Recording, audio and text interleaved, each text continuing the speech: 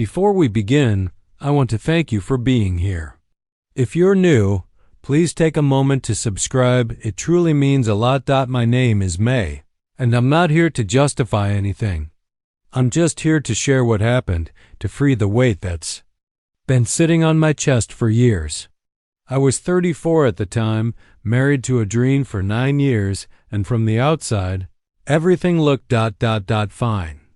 We had a decent house in a small, tight-knit town. Adrienne had a stable job. People saw us as steady. But behind our front door, life was quiet, too quiet. Adrienne wasn't cruel. He was dependable, predictable, the kind of man who never forgot trash day or missed dinner. But he didn't see me anymore. It felt like we were roommates, not lovers, not even friends, really. Every day felt like a loop. Same conversations, same routines, no spark, no curiosity. Slowly, I became invisible. To escape the monotony, I started working part-time at a quaint bookstore in town. That's where I reconnected with Emil, Adrienne's childhood friend. He stopped by one afternoon looking for a book about vintage motorcycles. At first, our chats were short and casual, but there was something about him. He noticed things, subtle things, like the shade of my lipstick or when I seemed off. Over the weeks, Emil found reasons to visit more often. He'd browse, ask about new releases, pick up coffee, and leave. And then come back again. We talked more. Nothing inappropriate. Nothing big. But those small, sincere conversations gave me a breath of air I hadn't realized I was starving for.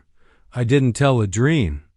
Not because I was hiding something, at least not at the start, but because I knew he'd see it as odd. He wouldn't get it. It wasn't about attraction. It was about feeling seen. And I hadn't felt seen in years. One Thursday, rain poured heavily outside.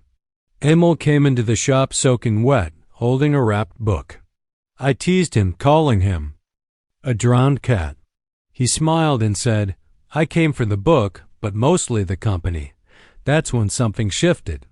I felt a tug in my chest, something I didn't want to name. At home, things worsened.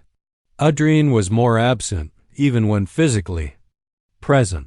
He sat glued to the TV or his phone. When I asked for a weekend getaway, he agreed vaguely. But nothing happened. I began writing in a notebook about my loneliness, my guilt, and eventually, about Emil. His name kept slipping in more often than I wanted to admit. One night, after Emil asked me why I stopped painting, a hobby I abandoned after getting married, I dug out an old box of art supplies. I sat at the kitchen table, sketching. It was messy and unsure, but something inside me woke up. The next day, I told Emil. He beamed. "Never stop doing what makes you feel alive," he said. That word alive stayed with me. From then on, it felt like I lived two separate lives. One with Adrienne, where silence echoed, and one with Emil, stitched together by fleeting moments that felt electric. One Friday, Emil gifted me a beautiful leather notebook. "For your sketches," he said. Our hands touched briefly, and my heart raced. That weekend, I sat beside Adrienne, while he watched TV, filling those pages with quiet rebellion. Another afternoon, Emil waited outside the shop before opening. He had coffee and nervous eyes. "Can we talk?" he asked. We sat in the back, and after a long silence, he said, "I think about you more than I should." I didn't stop him.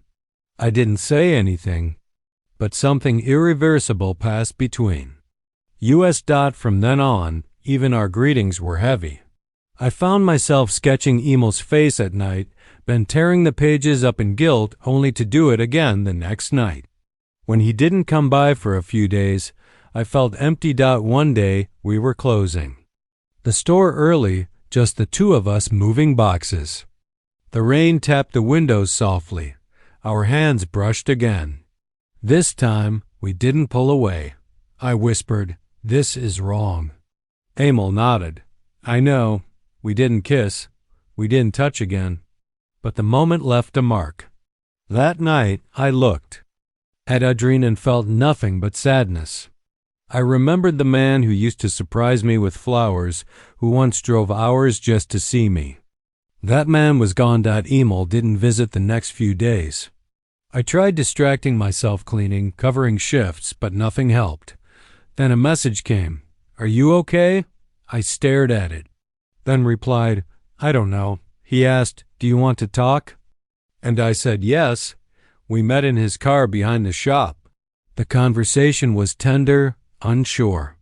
He said he tried to stay away but couldn't stop thinking about me. I admitted I felt the same. We told ourselves we were just trying to understand our feelings. But we both knew we'd crossed a line, even without physical betrayal. After that night, we met quietly.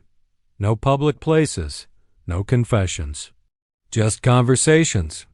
And in those talks, I felt alive again. I laughed. I cried. I remembered who I was before I became invisible. But hope built on secrets is fragile. One evening, Adrien came home with White Lila, my favorite. "Let's go away this weekend," he said. "Just us." I didn't know what to do. He was trying, and I had betrayed him in a way he hadn't even discovered yet.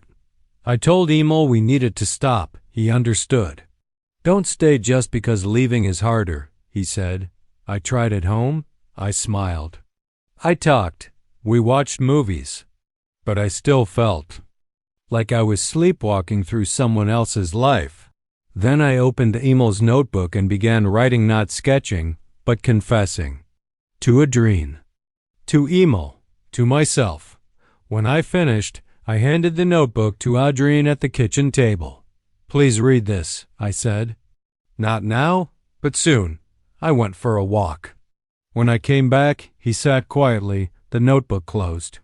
"I wish you'd told me sooner," he said. "I've been gone too, haven't I?" I nodded. I let it happen. There was a long silence, not bitter, just real. "I can't pretend this didn't happen," Adrien said. "But I don't want to lose you. We agreed to rebuild not on the past, but on honesty." I called Emil, told him goodbye. He didn't. "Fight it. You deserve peace," he said. And I cried not from regret, but from release. Adrien, and I went to therapy. It wasn't easy. We had hard nights, but we had progress too. Laughter, late-night talks, rediscovered affection. I learned to speak up. Adrien learned to listen. We both learned to fight for love, not just maintain it. Months later, Adrien asked, "Do you still think about him?" I was honest. "Sometimes." "Do you still love him?" "I think I loved who I was with him. But it wasn't meant to last." He held my hand. "I'm glad you told me. Now we can rebuild for real." And we did, slowly, not perfectly. But truthfully, I don't see what happened as a fairy tale. It was messy, painful, real. But I believe in second chances not given, but earned. And I've learned the strongest love isn't the one that never falters, but the one that survives. When it does, that's my story. Not perfect, but honest. And that honesty changed everything.